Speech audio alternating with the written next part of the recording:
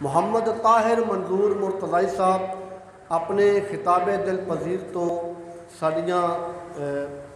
ساڈے سماعتاں دی نظر کرتے نہیں، تشریف لے آندے نے خطاب دے واسطے۔ احباب استقبال کرو، نعرہ تکبیر، ذرا سارے گج کے بولو نعرہ رسالت۔ الحمدللہ الذی لم یزل عالما قدیرا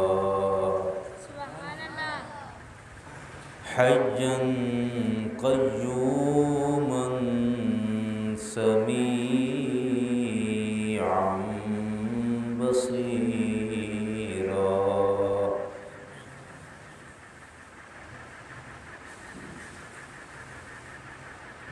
والصلاة والسلام على رسوله الذي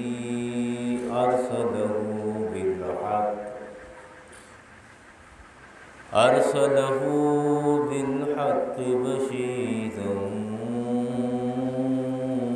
ونذيرا وعلى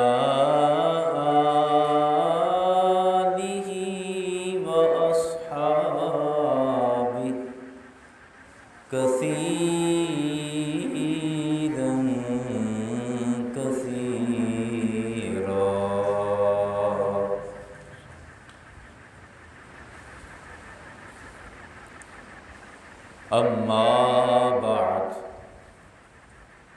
فأعوذ بالله من الشيطان الرجيم بسم الله الرحمن الرحيم إنما يريد الله ليذهب عنكم الرجس أهل البيت ويطهركم تطهيرا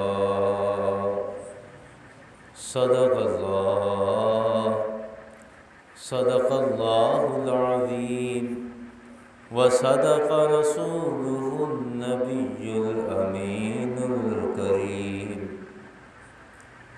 إن الله وملائكته يصلون على النبي يا أيها الذين آمنوا صلوا عليه وسلموا تسليما مل کے پڑھ لیں الصلاة والسلام عليك يا رسول الله الصلاة والسلام عليك يا نبي الله الصلاة والسلام عليك يا شفيع المذنبين وعلى آلك وأصحابك يا رحمة للعالمين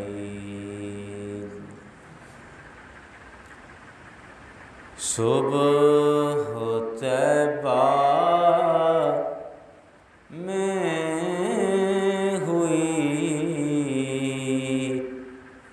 بٹتا ہے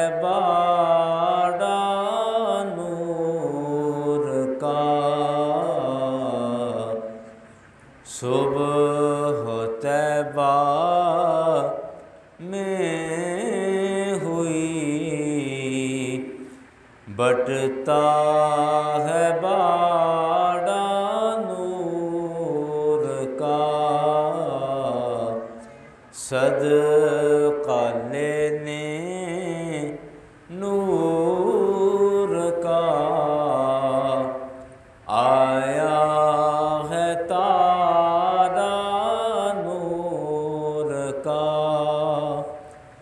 صدقہ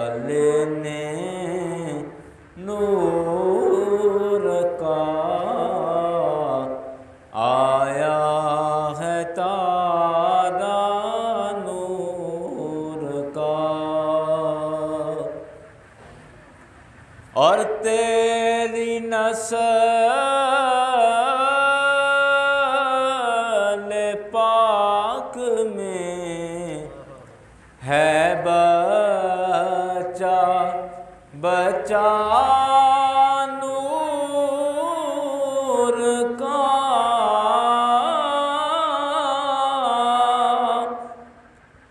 تیری نسل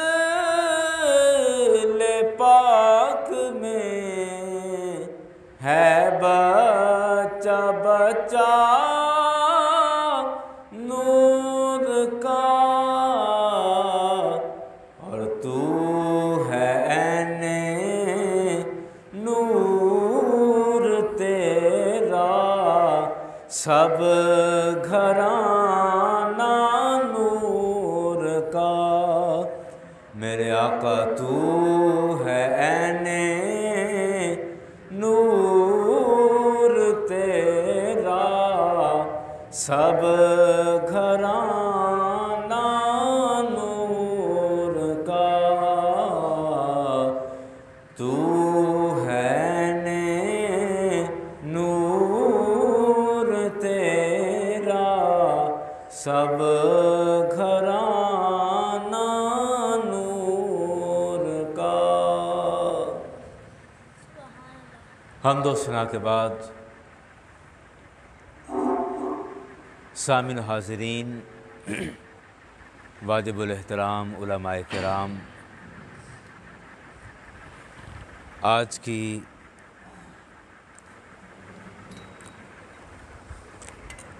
یہ عظیم الشان محفل امام علی مقام حضرت امام حسین رضی اللہ عنہ کے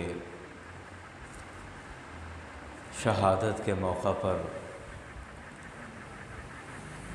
آپ کی عظمت اور فضیلت کے چرچے کرنے کے لیے انعقاد کی گئی ہے۔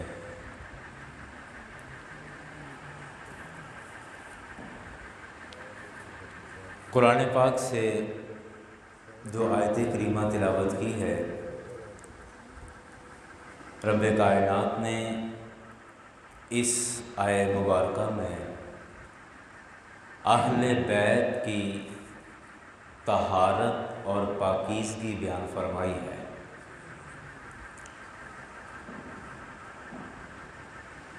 ارشاد فرمایا انما یرید اللہ لیذہب عنکم الرجس اہل البیت ویطہرکم تطہیرا، کہ اللہ تعالیٰ یہ ارادہ کرتا ہے، اللہ یہ چاہتا ہے لیذہب عنکم الرجس، کہ تم سے ہر ناپاکی اور ہر برائی کو لے جائے،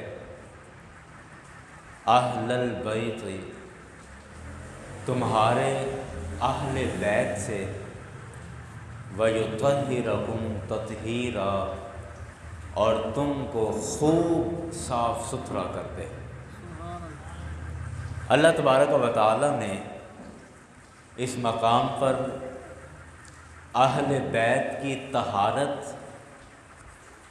اہل بیت کی پاکی اور اہل بیت کی عظمت کا ذکر فرمایا ہے۔ سب سے پہلے غور طلب امر یہ ہے کہ قرآن پاک نے جس کو اہل بیت کہا ہے، قرآن کے اس اہل بیت سے مراد کون سے لوگ ہیں؟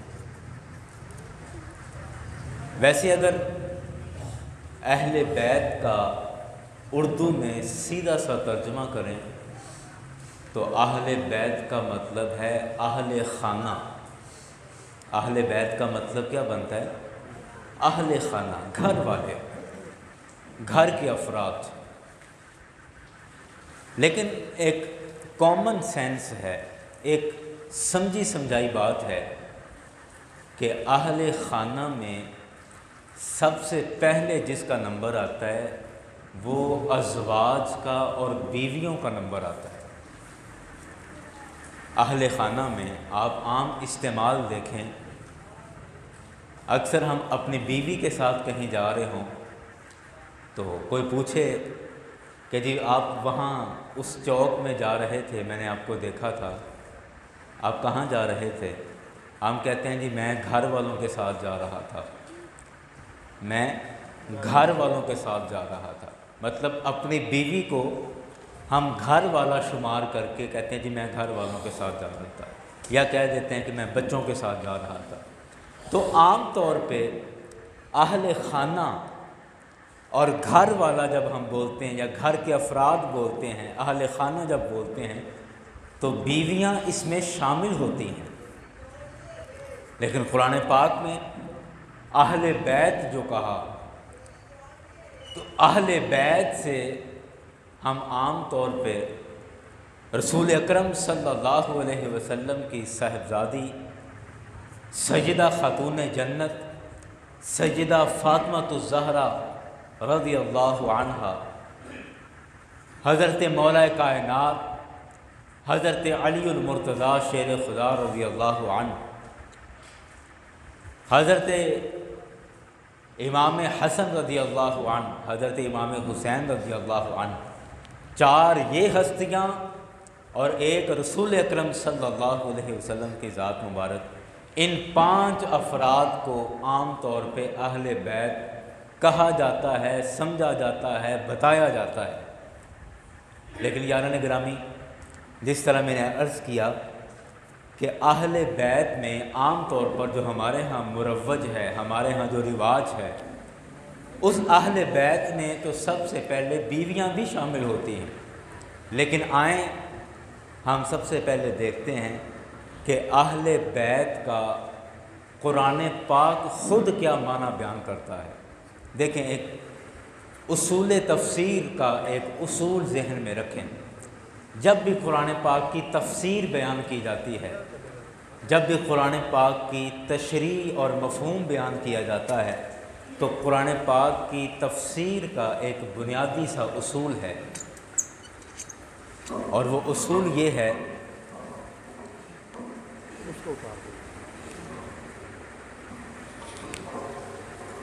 پانی بھگوا دو۔ قرآن پاک کی تفسیر کا ایک بنیادی سا اصول ہے، اور وہ اصول یہ ہے کہ سب سے پہلے قرآن پاک کی تفسیر قرآن پاک کی آیتوں سے کی جائے گی۔ سب سے افضل قرآن کی تفسیر کون سی ہے؟ جو خود قرآن کی آیت سے کی جائے۔ آپ بات سمجھ رہے ہیں نا؟ یہ تھوڑی سی علمی گفتگو ہے، آپ یہ سن لیں، اس کے بعد پھر انشاءاللہ میں جو آپ کے سامنے اس کا نتیجہ لے کر آؤں گا وہ انشاءاللہ آپ کو لطف دے گا، مزہ دے گا۔ یہ تھوڑی سی اصول کی بات ہے، یہ آپ تھوڑا سا ذہن میں بٹھا لیں گے تو پھر بات سمجھنے میں آسانی ہو جائے گی۔ قرآن پاک کی سب سے ویلڈ تفسیر، سب سے معتبر ترین تفسیر وہ ہے جو قرآن کی آیت کی تفسیر خود کوئی دوسری قرآن کی آیت کر رہی ہو۔ مثال کے طور پہ قرآن پاک میں ہم پڑھتے ہیں، روزانہ پڑھتے ہیں، نماز کے اندر بھی پڑھتے ہیں، اہدنا الصراط المستقیم، اللہ ہمیں سیدھے راستے کی ہدایت عطا فرما، صراط الذین انعمت علیہم، ان لوگوں کا راستہ جن پر تو نے انعام کیا ہے، جن پر تو نے، بولیں تو صحیح، جن پر تو نے انعام کیا ہے، انعمت علیہم، جن پر تو نے انعام کیا۔ اب وہ کون لوگ ہیں؟ وہ کون سے افراد ہیں؟ تو خود قرآن پاک ہی اس کی وضاحت کر رہا ہے، اس کی تفسیر بیان کر رہا ہے۔ قرآن کی ایک دوسری آیت یہ بیان کر رہی ہے، انعم اللہ علیہم من النبیین والصدیقین والشہداء والصالحین، کہ وہ لوگ جن پر اللہ نے اپنا انعام کیا ہے وہ انبیاء ہیں، وہ صدیق ہیں، وہ شہید ہیں، وہ صالحین ہیں۔ یعنی قرآن پاک کی ایک آیت کی وضاحت خود دوسری آیت نے کر دی، اور قرآن پاک کی سب سے معتبر یہی تفسیر ہے جو خود قرآن کی دوسری آیت وضاحت کر دے، تفسیر کر دے۔ دوسرے نمبر پر قرآن کی سب سے معتبر تفسیر وہ ہوتی ہے کہ جو قرآن کی آیت کی وضاحت رسول اکرم صلی اللہ علیہ وسلم کی حدیث بیان کر دے۔ قرآن کی ایک آیت آئی، اس آیت کی وضاحت ہمیں قرآن پاک سے نہیں ملی، ہم نے سرکار کی حدیثوں کی طرف دیکھا تو آقا علیہ الصلوۃ والسلام کی حدیث میں اس قرآن کی آیت کی وضاحت ہمیں مل گئی۔ تو یہ دوسرے نمبر پر سب سے معتبر تفسیر ہوگی۔ پہلے نمبر پر کون سی؟ جو قرآن کی آیت کی تفسیر خود قرآن کی کوئی دوسری آیت کرے۔ تو اب دیکھیں، جو رسول اکرم صلی اللہ علیہ وسلم کا فرمان ہے، اب یہ میں نتیجہ نکال رہا ہوں اس گفتگو کا۔ رسول پاک صلی اللہ علیہ وسلم نے ایک دفعہ، یہ امام ترمذی نے جامع ترمذی کے اندر اس حدیث کو نقل فرمایا ہے کہ رسول پاک صلی اللہ علیہ وسلم تشریف فرما تھے، آقا علیہ الصلوۃ والسلام نے اپنی چادر کا لحاف بنایا تھا، چادر اوڑھے تھی کہ رسول پاک صلی اللہ علیہ وسلم نے حضرت مولا کائنات حضرت علی المرتضیٰ رضی اللہ عنہ کو بلایا، اس کے بعد سیدہ فاطمہ الزہرا رضی اللہ عنہ کو بلایا، اس کے بعد امام حسن کو، امام حسین کو بلایا۔ ان چاروں افراد کو بلا کر رسول پاک صلی اللہ علیہ وسلم نے اپنی چادر میں لے لیا، اور چادر میں لے کر، اپنی کملی میں لے کر، اپنی آغوش رحمت میں لے کر پھر اللہ کی بارگاہ میں دعا کی کہ اے اللہ یہ میرے اہل بیت ہیں، اے اللہ میں جس طرح ان سے محبت کرتا ہوں تو بھی ان سے محبت فرما۔ اللہم ہؤلاء اہل بیتی، اے اللہ یہ میرے اہل بیت ہیں۔ رسول پاک صلی اللہ علیہ وسلم کی زوجہ، سرکار کی بیوی حضرت ام سلمہ رضی اللہ عنہا، آپ باہر تھیں، آپ یہ سارا منظر دیکھ رہی تھیں، آپ نے گزارش کی کہ یا رسول اللہ صلی اللہ علیہ وسلم آپ مجھے بھی ان افراد میں شامل کر لیجئے۔ تو رسول پاک صلی اللہ علیہ وسلم نے ارشاد فرمایا انتی علی خیر، اے ام سلمہ تو پہلے سے ہی بہتری پر ہے، وانتی علی مکانکی، اور تو اپنے مکان اور اپنی جگہ پر پہلے سے ہی موجود ہے۔ یہ سرکار کی مکمل حدیث ہے۔ اب قرآن پاک نے کہا کہ اللہ تعالیٰ یہ ارادہ کرتا ہے کہ اہل بیت سے ناپاکی، نجاست اور ہر قسم کی غلاظت، گندگی کو دور فرما دے اور ان کو پاک صاف ستھرا کر دے۔ کن کو؟ اہل بیت کو۔ کن کو بولیں؟ اہل بیت کو۔ اور قرآن پاک کی اس آیت کی تفسیر جو رسول پاک صلی اللہ علیہ وسلم نے کی، اس تفسیر میں یہ آتا ہے کہ اہل بیت میں حضرت علی المرتضیٰ، حضرت سیدہ فاطمہ الزہرا، امام علی مقام امام حسین رضی اللہ عنہ، امام حسن رضی اللہ عنہ، یہ چار افراد بشمول نبی کریم صلی اللہ علیہ وسلم کے یہ پانچ افراد قرآن کی تفسیر جو حدیث کر رہی ہے، حدیث میں آتا ہے کہ اہل بیت سے یہ پانچ افراد مراد ہیں۔ لیکن اب آئیں کہ قرآن کی تفسیر جو خود قرآن کر رہا ہے اس کے اندر کیا ہے کہ اہل سے مراد کیا ہے، اہل کس کے لیے استعمال ہوتا ہے۔ جیسے قرآن نے یہاں اہل البیت کہا، اسی طرح قرآن پاک نے ایک اور مقام پر سیدہ عائشہ صدیقہ رضی اللہ عنہا کے بارے میں جب قرآن کی آیتیں نازل کی اللہ تبارک و تعالیٰ نے ان کے بارے، تو اس وقت اللہ تبارک و تعالیٰ نے ارشاد فرمایا وَإِذْ غَدَوْتَ مِنْ أَهْلِكَ تُبَوِّئُ الْمُؤْمِنِينَ، من اہلِكَ، یہاں لفظ کیا آیا؟ من اہلِكَ، کہ اے میرے پیارے حبیب جب آپ اپنے اہل والوں کے ساتھ، جب آپ اپنے گھر والوں کے ساتھ صبح کر رہے تھے، جب آپ اپنے گھر والوں کے ساتھ صبح کر رہے تھے، یعنی جب آپ نے صبح کی من اہلِكَ اپنے گھر والوں کے ساتھ۔ اب یہ ساری آیتیں رسول پاک صلی اللہ علیہ وسلم کی ازواج اور بالخصوص سیدہ عائشہ صدیقہ رضی اللہ عنہا کے حوالے سے نازل ہوئی ہیں۔ آپ دیکھیں دو باتیں ہیں، قرآن کی پہلی وہ وضاحت جو خود قرآن نے کر دی، اور قرآن کی دوسری وہ وضاحت جو رسول اکرم صلی اللہ علیہ وسلم کے فرمان نے کر دی۔ اب ان دونوں وضاحتوں کو، دونوں تفسیروں کو جب ہم اکٹھا کرتے ہیں تو قرآن کی اس آیت کا مطلب یہ بنتا ہے، وضاحت یہ بنتی ہے کہ انما یرید اللہ لیذھب عنکم الرجس اہل البیت ویطہرکم تطہیرا، کہ بے شک اللہ اس بات کا ارادہ کر لیتا ہے، ارادہ یہ فرماتا ہے کہ آپ کے اہل بیت سے ہر قسم کی ناپاکی کو دور کر دے اور ان کو خوب صاف ستھرا کر دے۔ اب اہل بیت سے مراد کون ہے؟ اہل بیت سے مراد قرآن کہتا ہے کہ سرکار علیہ الصلوۃ والسلام کی بیویاں بھی شامل ہیں، اور حدیث کہتی ہے کہ آقا علیہ الصلوۃ والسلام کی آل بھی اہل بیت کے اندر شامل ہے۔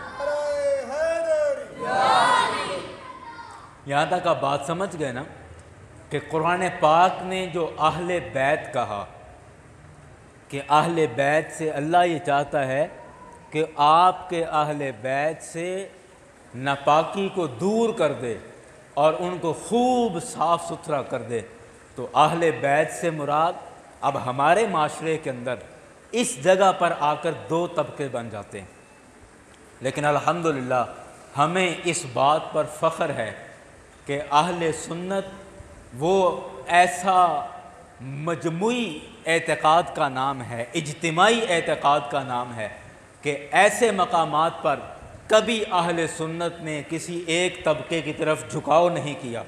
اہل سنت نے سرکار علیہ الصلوۃ والسلام کو بھی مانا تو بلا شرط غیر رسول پاک صلی اللہ علیہ وسلم کی تعظیم اور توقیر کی ہے، سرکار کو بھی مانا تو لامحدود اور غیر مشروط محبت کی ہے رسول اکرم صلی اللہ علیہ وسلم سے، سرکار کی اہل بیت سے محبت کی ہے تو وہ بھی بغیر کسی شرط کے محبت کی ہے، سرکار کے صحابہ سے محبت کی ہے تو بغیر شرط کے محبت کی ہے، اور رسول پاک کے جان نثاروں سے، اللہ کے اولیاء سے بھی محبت کی ہے تو بغیر کسی شرط کے محبت کی ہے۔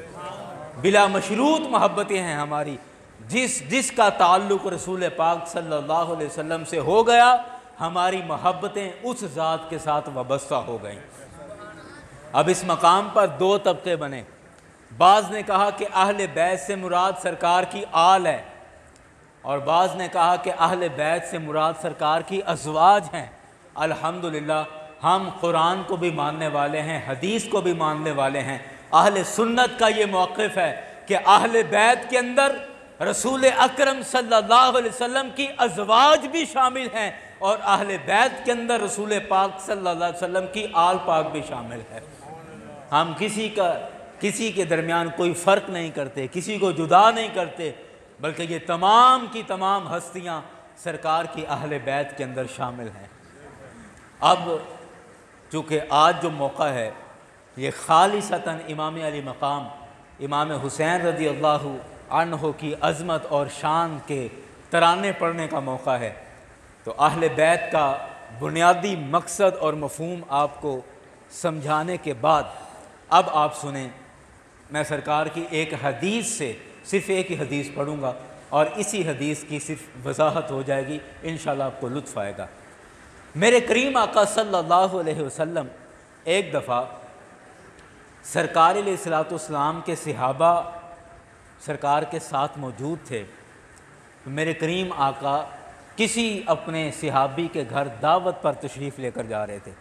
یہ حدیث بڑی مشہور ہے، آپ سب کو یاد ہے، لیکن عام طور پہ یہ پوری حدیث پڑھی نہیں جاتی، صرف حدیث کا ایک چھوٹا سا جملہ پڑھا جاتا ہے، وہ الحمدللہ آپ سب کو یاد ہوگا، لیکن یہ مکمل حدیث میں آپ کو سناتا ہوں کہ سرکار اپنے کسی غلام کے ہاں دعوت پر تشریف لے کر جا رہے ہیں، ساتھ بڑے معتبر ترین صحابہ کرام موجود ہیں۔ میرے آقا کا गली से गुज़र हो रहा है और गली में रसूल पाक सल्लल्लाहु अलैहि वसल्लम ने देखा कि इमाम अली मकाम इमाम हुसैन जो उस वक़्त बिल्कुल छोटी उम्र में हैं, बिल्कुल बच्चे हैं, और आप गली के अंदर खेल रहे हैं। रसूल पाक सल्लल्लाहु अलैहि वसल्लम गुज़र रहे हैं, आपकी नज़र पड़ी कि नवासा रसूल, जिगर गोशाए बतूल, इमाम अली मकाम इमाम हुसैन आप गली में खेल रहे हैं। मेरे आका अलैहिस्सलातु वस्सलाम सहाबा इकराम के साथ हैं, 2, 4, 10 लोग साथ हैं। आका अलैहिस्सलाम ने सहाबा को उधर छोड़ा और सरकार आगे बढ़ के इमाम अली मकाम इमाम हुसैन के पास आ गए। अब ये हदीस सुनने में, ये बात सुनने में एक आम सी लगती है, लेकिन थोड़ा सा आप गौर करें, सोचें कि आप बाज़ार में गली में जा रहे हों, आपके साथ आपके मोहल्ले के कुछ 4, 5, 10 मोतबर अफराद मौजूद हों, आप किसी दावत पर, किसी शादी में आप जा रहे हों और आपका अपना बच्चा या आपका पोता या आपका नवासा गली में आपको मिल जाए, तो उस वक़्त आपका क्या रद्द अमल होगा या मेरा क्या रद्द अमल होगा? आम तौर पर हमारा रद्द अमल ये होगा कि हम बड़ी आंखें मोटी करके बच्चे को देखेंगे और कोशिश करेंगे कि आंखों से इशारा कर दें कि चल दफ़ा हो, घर चल, यहाँ क्या कर रहा है। और अगर इतना नहीं किया तो आवाज़ से कर देंगे और या 1-2 उसकी गुद्दी में लगा के तो बोला दफ़ा हो जा, कहाँ फिर रहा है, चल घर, तुझे कहा था बाहर नहीं आना। इस तरह झिड़क के हम उसको घर भेज देंगे। आम तौर पे हमारा ये रिएक्शन होगा, ये हमारा रद्द अमल। लेकिन रसूल पाक सल्लल्लाहु अलैहि वसल्लम का रद्द अमल क्या था कि सरकार अलैहिस्सलातु वस्सलाम आगे बढ़ के, सहाबा की एक जमात साथ है, सरकार अलैहिस्सलाम उनसे आगे बढ़ के आका अलैहिस्सलाम इमाम अली मकाम इमाम हुसैन के करीब आ जाते हैं। और हदीस शरीफ के अंदर ये आता है कि रसूल पाक सल्लल्लाहु अलैहि वसल्लम आप अपने दोनों घुटने ज़मीन पर रख देते हैं और घुटने ज़मीन पर रख कर अपने दोनों बाजू यूँ फैला देते हैं और हज़रत इमाम अली मकाम इमाम हुसैन से अपनी मोहब्बत का ये इजहार कर रहे हैं।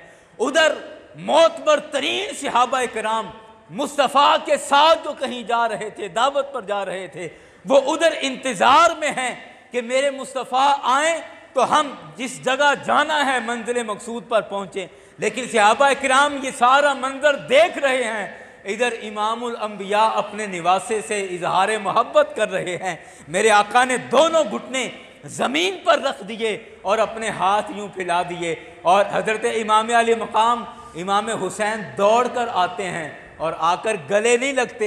हदीस शरीफ में आता है कि कभी इमाम अली मकाम इस बाजू के नीचे से गुजर जाते हैं, कभी घूम के आके इस बाजू के नीचे से गुजर जाते हैं, और ये बार बार ये अमल हो रहा है कि इतने में रसूल पाक सल्लल्लाहु अलैहि वसल्लम ने इमाम अली मकाम इमाम हुसैन को दबोच लिया और अपनी गोद में उठाकर मेरे आका ने सबसे पहले इमाम अली मकाम की गर्दन पर बोसा दिया, फिर माथे पर बोसा दिया, फिर रुखसार पर बोसा दिया। सहाबा इंतजार कर रहे हैं और फिर हजरत इमाम अली मकाम को गोद में उठाकर मेरे करीम आका वापस आए और सहाबा की जमात में आकर मेरे सरकार ने फरमाया कि ऐ सहाबा ये ना समझना कि ये सिर्फ महज मैं अपने नवासे से मोहब्बत कर रहा हूँ या अपना नवासा होने की वजह से इससे ये प्यार कर रहा हूँ। याद रख लो कि आज इस मौके पर तुम सब की मौजूदगी में मैं ये ऐलान कर रहा हूँ,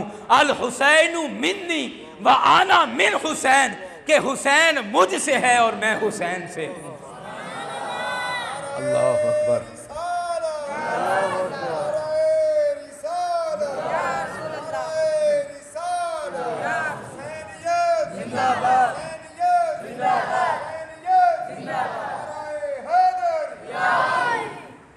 अल्लाह अकबर अल्लाह अकबर। यारान गिरामी, वो मुस्तफ़ा, वो इमामुल अंबिया कि जब मेरे आका की विलादत होती है तो सरकार की विलादत पर काबा भी झुक कर सलाम कर रहा है। मेरे मुस्तफ़ा जब गलियों में चलते हैं تو پتھر جھک جھک کر سلام کرتے ہیں، میرے آقا جب رستے سے گزرتے ہیں تو درخت بھی میرے آقا کو سلام کرتے ہیں۔ وہ مصطفیٰ کہ کعبہ جس کے لیے جھک جائے، وہ مصطفیٰ آج اپنے نواس امام علی مقام کے لیے سرے بازار جھک گئے ہیں، اور جھک کر یہ بتا دیا ہے کہ اے میرے غلاموں یاد رکھ لو، میں محمد مصطفیٰ اپنی آل سے اس طرح محبت کرتا ہوں، اب تم پر بھی واجب ہے کہ قیامت تک کے لیے میری آل سے اسی طرح محبت کرتے رہنا۔ اللہ تکبیر، نعرہ تکبیر، نعرہ رسالت، نعرہ تحقیق۔ اللہ اکبر، اللہ اکبر۔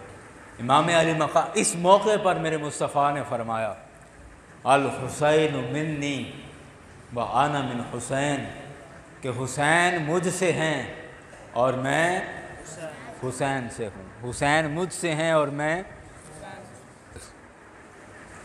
اگر آپ کا ذوق ہو تو ایک شعر پڑھ لیں، میرے ساتھ مل کے پڑھیں تو صحیح ہے، ورنہ مجھ پر یہی اعتراض رہتا ہے کہ آپ شعر نہیں پڑھتے، تو میں کہتا ہوں چلو آپ میرے ساتھ دو تو چلو مل کے پڑھ لیتے ہیں۔ شاعر کہتا ہے عظمت آل نبی بھول نہ جانا لوگو، عظمت آل نبی بھول نہ جانا لوگو، عظمت آل نبی بھول نہ جانا لوگو، عظمت آل نبی بھول نہ جانا لوگو، دیکھنا غیر کی باتوں میں نہ آنا لوگو، دیکھنا غیر کی باتوں میں نہ آنا لوگو، عظمت آل نبی بھول نہ جانا لوگو، عظمت آل نبی بھول نہ جانا۔ میرے آقا نے گویا کہ یہ اعلان کر دیا، یہ بتا دیا، اور بیچ بازار میں صحابہ کی موجودگی میں امام علی مقام کی عظمت کا اعلان کر کے کہ الحسین منی وانا من حسین، کہ حسین مجھ سے ہے اور میں حسین سے ہوں۔ میرے آقا نے یہ اعلان کر کے یہی بتایا کہ صحابہ یاد رکھنا کیا، کہ عظمت آل نبی بھول نہ جانا لوگو، عظمت آل نبی بھول نہ جانا لوگو، دیکھنا غیر کی باتوں میں نہ آنا لوگو، دیکھنا غیر کی باتوں میں نہ آنا لوگو، عظمت آل نبی بھول نہ جانا۔ اچھا، اس حدیث میں جو میرے مصطفیٰ نے یہ جملہ ارشاد فرمایا، اس کی تھوڑی سی وضاحت کر کے پھر بات ختم کر دیں گے۔ میرے مصطفیٰ نے فرمایا کہ حسین منی وانا من حسین، کہ حسین مجھ سے ہے اور میں حسین سے ہوں، حسین مجھ سے ہے اور میں۔ اس آیت کے اندر، اس حدیث کے اندر، میرے آقا کے اس فرمان کے اندر دو باتیں ہیں، یا اس جملے کے دو حصے ہیں۔ پہلا حصہ یہ ہے کہ الحسین منی، کہ حسین مجھ سے ہے، اس حصے کی تو سمجھ آ رہی ہے، عام سی بات ہے کہ اولاد اپنے باپ سے ہی ہوتی ہے، آل اپنے دادا نانا سے ہی ہوتی ہے، تو یہ بات تو سمجھ آ رہی ہے کہ سرکار نے فرمایا حسین منی، کہ حسین مجھ سے ہے، یعنی میری آل میں سے ہے، میری بیٹی کا بیٹا ہے، میرا نواسہ ہے، میری اولاد میں سے ہے، یہ تو بات سمجھ آ رہی ہے کہ حسین مجھ سے ہے۔ اب اس حدیث کا جو دوسرا حصہ ہے وَأَنَا مِنْ حسین، اور میں حسین سے ہوں، یہ بات تھوڑی مشکل ہے، عام طور پہ سمجھ نہیں آتی، عقل اس کو تسلیم نہیں کرتی کہ اولاد اپنے باپ سے ہوتی ہے۔ ٹھیک ہے، حسین سرکار سے ہیں، سمجھ آ گئی۔ اب اس حدیث کا جو دوسرا حصہ کہ میں حسین سے ہوں، اس حدیث کو سمجھنے کی ضرورت ہے، اس حصے کو سمجھنے کی ضرورت ہے کہ میرے آقا امام الانبیاء صلی اللہ علیہ وسلم آپ حسین سے کیسے ہو سکتے ہیں؟ اللہ اکبر، اللہ اکبر۔ یاران گرامی، یہ ایک بڑا ایمان افروز حصہ ہے، اور سرکار جوامع الکلم ہیں، میرے مصطفیٰ کی یہ شان ہے کہ آپ تھوڑے لفظ بول کر بڑی بڑی باتیں سمجھا جاتے ہیں۔ میرے مصطفیٰ کی یہ شان ہے کہ آقا تھوڑے لفظ بول کر بڑی بڑی باتیں سمجھا جاتے ہیں۔ میرے مصطفیٰ نے فرمایا کہ حسین منی، کہ حسین مجھ سے ہے، یہاں تک تو بات سمجھ آ گئی، لیکن جو فرمایا وَأَنَا مِنْ حسین، میں حسین سے ہوں، یہ کیسے ہو سکتا ہے؟ اس کی آپ تھوڑی سی وضاحت سن لیں اور پھر ہماری گفتگو اسی پر انشاءاللہ مکمل ہو جائے گی۔ دیکھیں، اللہ تبارک و تعالی نے رسول پاک صلی اللہ علیہ وسلم کو کائنات کی تمام خوبیاں عطا فرمائیں۔ یہ میں حدیث کا وہ حصہ سمجھانے کے لیے یہ میں تھوڑی سی زمین بنا رہا ہوں تاکہ آپ کو آسانی سے سمجھ آ جائے کہ رسول پاک صلی اللہ علیہ وسلم کو اللہ تبارک و تعالی نے تمام قسم کی خوبیاں، فضیلتیں عطا فرمائیں۔ اس کائنات کے اندر جس چیز کو فضیلت کہا جا سکتا ہے وہ شے، وہ چیز رسول اکرم صلی اللہ علیہ وسلم کی ذات میں موجود ہے۔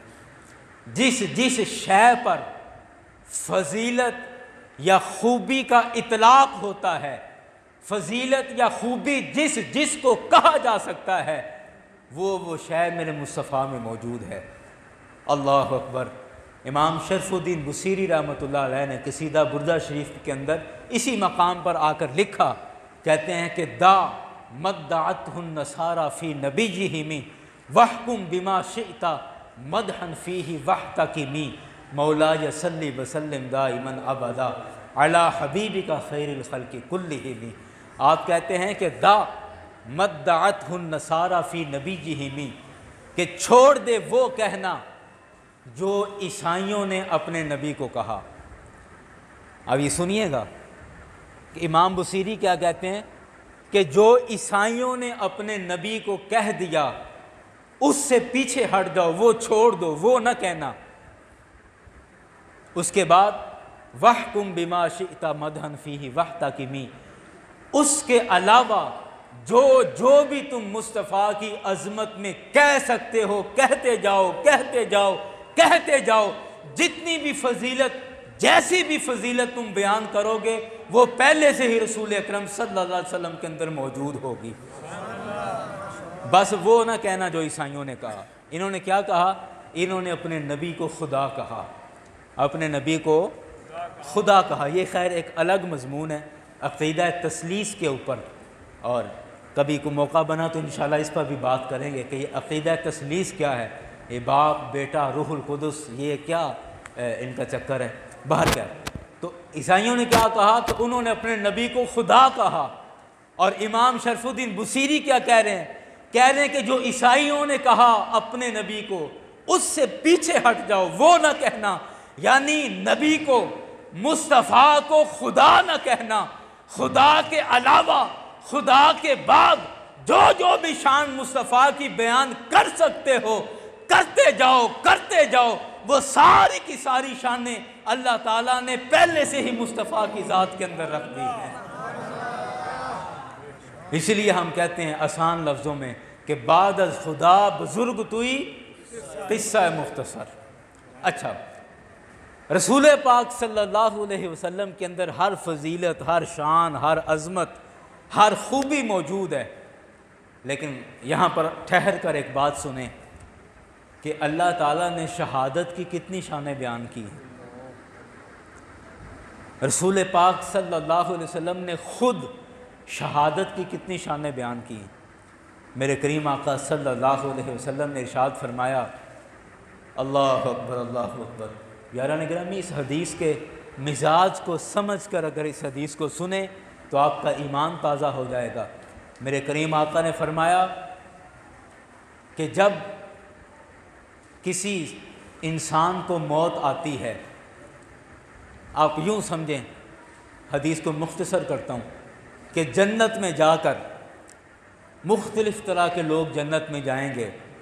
سخی جنت میں جائے گا، حدیث کا مفہوم سمجھا رہا ہوں۔ تو جنت میں جانے کے بعد پوچھا جائے گا، ہاں جی جناب کیسی گزر رہی ہے؟ سخی جب جنت میں جائے گا تو جنت میں جانے کے بعد پوچھا جائے گا، ہاں جی جناب کیسی گزر رہی ہے، کیا حال احوال ہے، سب ٹھیک؟ وہ کہے گا جی شکر الحمدللہ، موج لگی پڑی ہے، دنیا میں جو اللہ نے نیک کام لے لیے، توفیق دے دی، آج کام آ گئے ہیں، الحمدللہ جنت کے اندر بہاریں لگی پڑی ہیں، اس سے بڑھ کر نعمت کیا ہو سکتی ہے؟ ہاں جی ماشاءاللہ ٹھیک ہے جی، اچھی بات ہے۔ اس کے بعد عالم سے پوچھا جائے گا، ہاں جی جناب علامہ صاحب جنت میں کیسا دن گزر رہا ہے، کیسا ماحول ہے؟ وہ کہے گا جی شکر الحمدللہ، انا بالخیر فی الجنہ، میں جنت میں بڑا بہترین ہوں، بڑا سیٹ گزر رہا ہوں، اور کیا چاہیے؟ ہاں جی ٹھیک ہو گیا۔ یعنی جنت میں جانے کے بعد کوئی ایسا شخص نہیں ہوگا جو کہے گا کہ نہیں جنت اتنا مزہ نہیں دے رہی، جنت میں اتنا لطف نہیں ہے، جنت میں اتنا مزہ نہیں ہے، کوئی شخص یہ نہیں کہے گا، اور کہنا بنتا بھی نہیں ہے، کیونکہ جنت ہی تو تمام نعمتوں میں سے سب سے بڑی نعمت ہے جو آخرت کے اندر اللہ تعالیٰ عطا فرمائے گا۔ لیکن ایک واحد شہید ہوگا جو اللہ کی راہ میں، اللہ کی رضا کے لیے جس نے اپنی جان قربان کر دی۔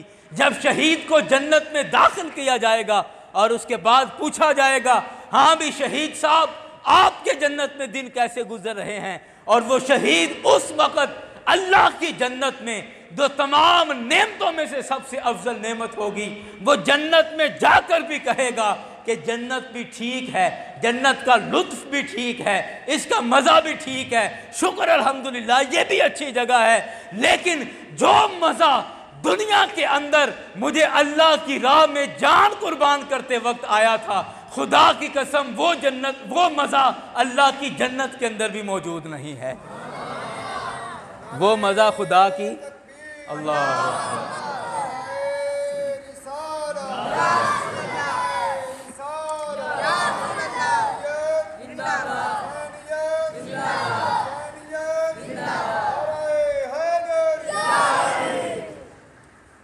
واحد شہید ہوگا جو اللہ کی جنت میں بھی جا کے کہے گا کہ یا اللہ تیری جنت ہے، شکر الحمدللہ بڑی اچھی جگہ ہے، لیکن جو مزہ، ہائے ہائے ہائے، جو مزہ، جو لطف تیری راہ میں شہید ہوتے وقت آیا تھا، تیری راہ میں جان قربان کرتے وقت یا اللہ جو لذت آئی تھی، کاش کہ مجھے پھر دوبارہ جنت دنیا میں بھیجا جائے، جنت سے نکال کر مجھے دوبارہ دنیا میں بھیجا جائے، یا اللہ میں پھر تیری راہ میں قربان کیا جاؤں، پھر دنیا میں بھیجا جائے، پھر تیری راہ میں قربان کیا جاؤں۔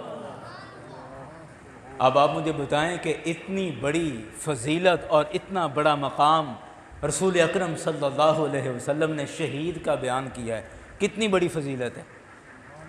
لیکن آپ مجھے بتائیں اب یہاں تھوڑا سوچ کر کہ کیا رسول پاک صلی اللہ علیہ وسلم کو یہ فضیلت حاصل ہوئی؟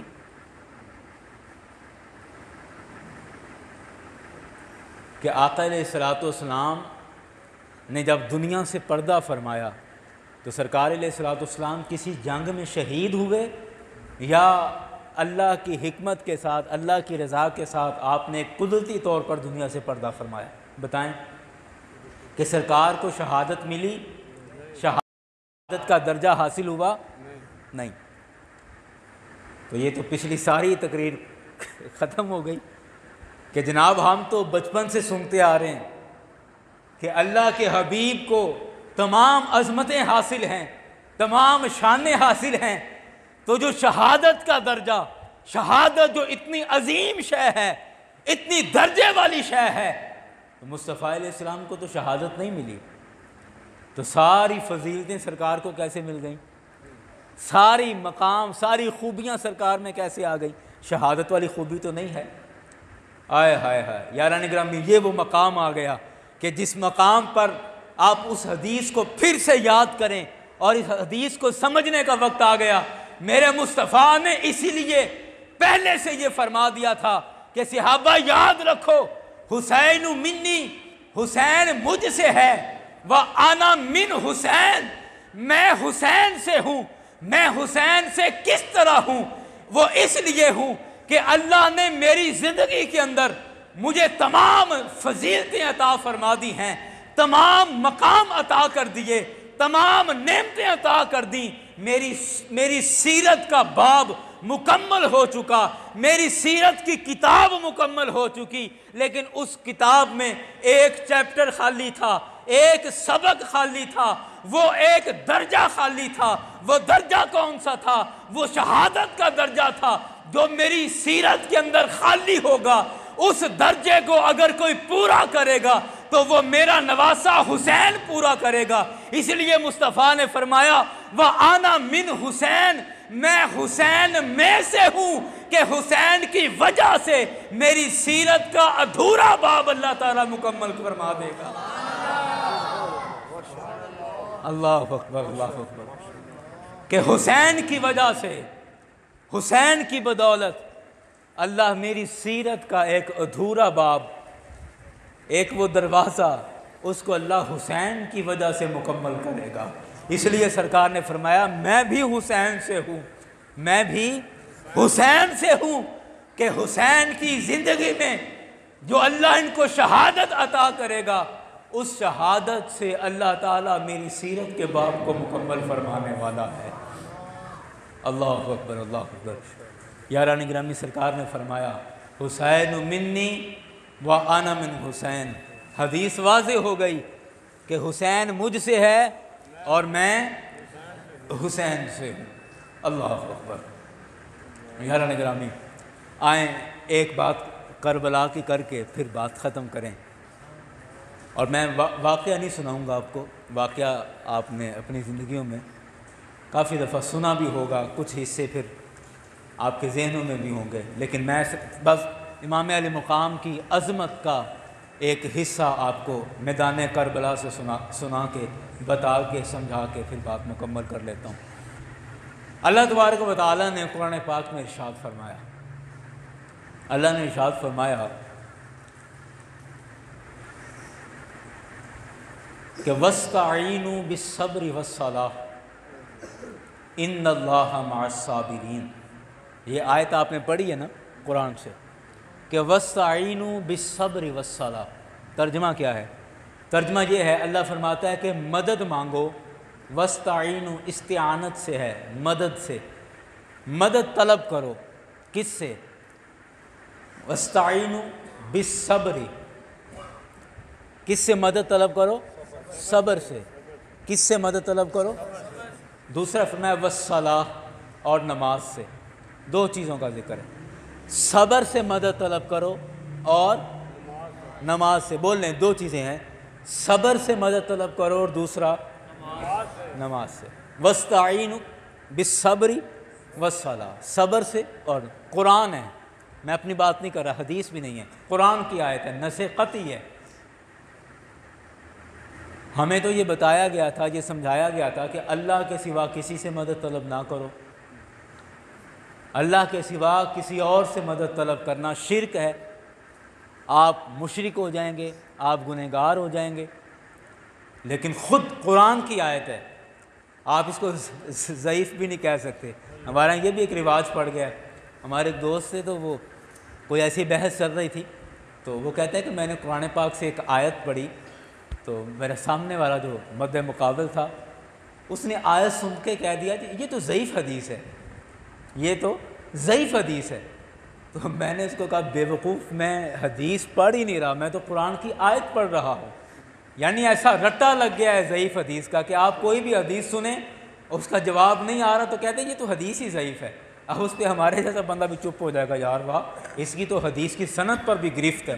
دیکھو یہ حدیث کی فنی حیثیت بھی جانتا ہے کہ یہ حدیث حسن ہے یا حسن لی ذاتی ہی ہے, حسن لی غیری ہے حدیث, اور یہ خبر واحد ہے, خبر مشہور ہے, یا یہ حدیث ضعیف ہے. حدیث کی قسمیں بھی اس کو آتی ہیں. ہمارے جیسے سیدھے سادھے چپ ہو جاتے ہیں, واہ یار اس کو تو حدیث, حالانکہ ایک رٹا ہے کہ یہ تو ضعیف حدیث ہے. تو اب میں آیت سنا رہا ہوں, قرآن کی آیت پڑھ رہا ہوں, اس کو آپ ضعیف بھی نہیں کہہ سکتے. کہ قرآن کیا کہتا ہے, وَاسْتَعِینُوا, کسی سے آپ ترجمہ کروا لیں, وَاسْتَعِینُوا, مدد طلب کرو, بِالصَّبْرِ, صبر سے, وَالصَّلَاةِ, اور نماز سے, دو چیزوں سے مدد طلب کرو. پہلے نمبر پہ صبر کہا, دوسرے نمبر پہ نماز کہا. حالانکہ اللہ کی تمام عبادتوں میں سب سے افضل عبادت کون سی ہے؟ بولو, نماز. لیکن آیت کے اندر ترتیب کیا ہے؟ قرآن کو سمجھیں, آیت کی ترتیب کیا ہے, پیٹرن کیا ہے آیت کا. فرمایا وَاسْتَعِینُوا بِالصَّبْرِ, پہلا نمبر صبر کا, دوسرے نمبر پہ کہا وَالصَّلَاةِ, اور نماز سے مدد طلب کرو, صبر سے اور نماز سے. اچھا, علامہ صاحب اس بات کا شاید لطف زیادہ لیں گے. اس کے بعد کیا فرمایا؟ ان اللہ مع الصابرین. حالانکہ پیچھے دو باتیں ہیں, کہا صبر سے اور نماز سے مدد طلب کرو, تو عقل یہ کہتی ہے کہ آگے آتا ان اللہ مع الصابرین والمصلین, کہ اللہ صبر کرنے والوں کے ساتھ بھی ہے, نماز پڑھنے والوں کے ساتھ بھی ہے. پیچھے دو باتیں کہیں کہ صبر سے اور نماز سے مدد طلب کرو. چلو صبر کو پہلے لے آئے, ٹھیک ہے, فضیلت بیان ہو گئی صبر کی, نماز کو دوسرے نمبر پہ لے آئے. اس کے بعد جب کہا ان اللہ مع الصابرین, تو ہماری عقل یہ کہتی ہے کہ یہاں پر صابرین کے ساتھ نماز پڑھنے والوں کا بھی ذکر آنا چاہیے تھا, کیونکہ پیچھے مدد کے معاملے میں بھی ان کا ذکر آیا ہے. جب مدد دونوں سے طلب کرنی ہے تو پھر اللہ بھی دونوں کے ساتھ ہونا چاہیے, لیکن نہیں, فرمایا کہ صبر اور نماز سے مدد طلب کرو, لیکن ان دونوں میں اللہ کس کے ساتھ ہے؟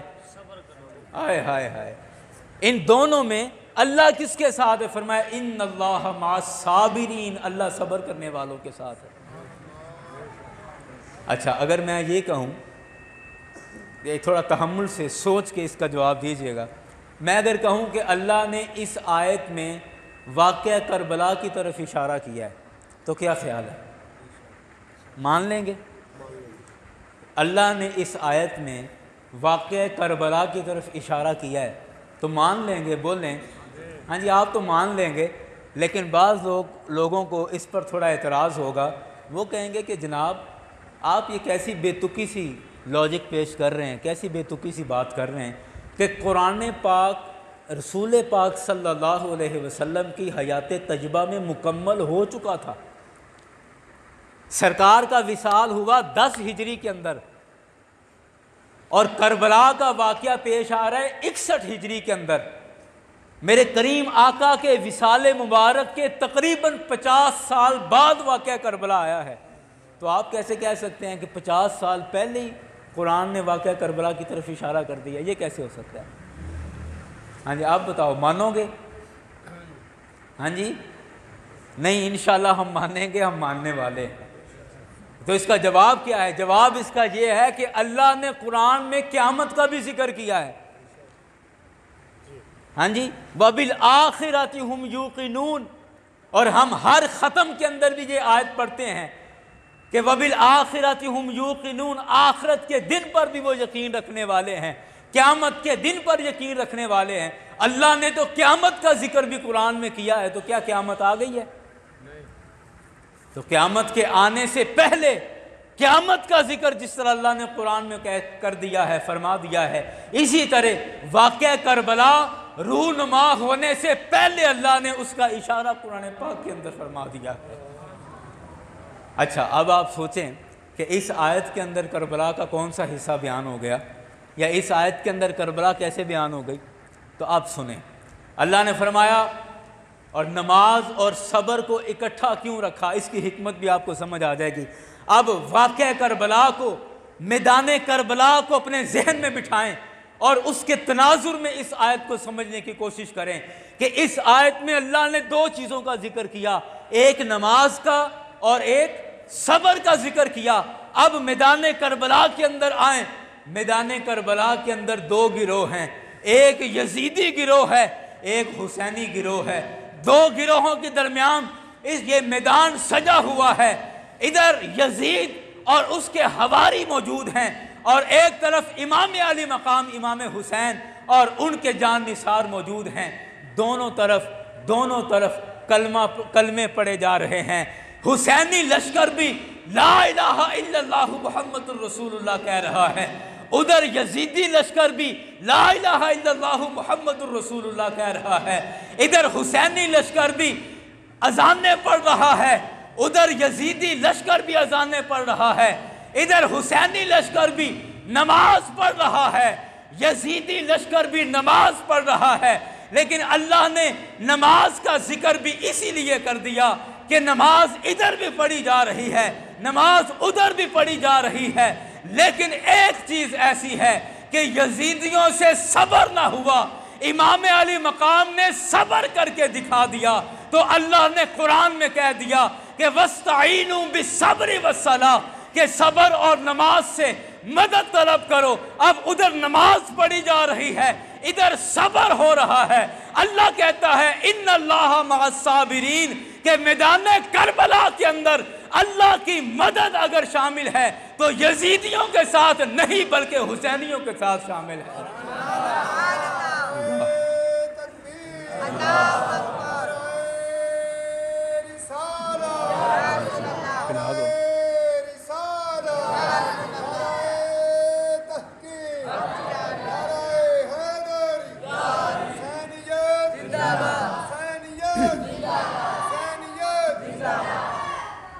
بات سمجھ گئے؟ جو فرمایا ان اللہ، نماز اور صبر کا ذکر کرنے کے بعد جو فرمایا کہ وَاسْتَعِینُوا بِالصَّبْرِ وَالصَّلَاةِ، اور پھر کہا اپنا فیصلہ سنایا اللہ نے کہ ان اللہ مع الصابرین، اللہ صبر کرنے والوں کے ساتھ ہے۔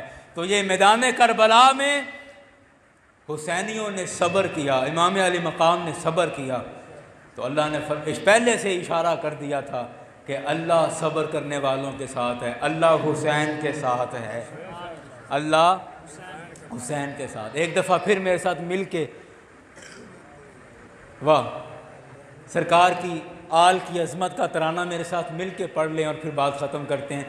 کیا ہمارا ایمان، ہمارا عقیدہ، ہمارا نعرہ، ہماری زبان کا ترانہ اور لفظ ہماری زبان کا کیا ہے کہ عظمت آل نبی بھول نہ جانا لوگو، عظمت آل نبی بھول نہ جانا لوگو،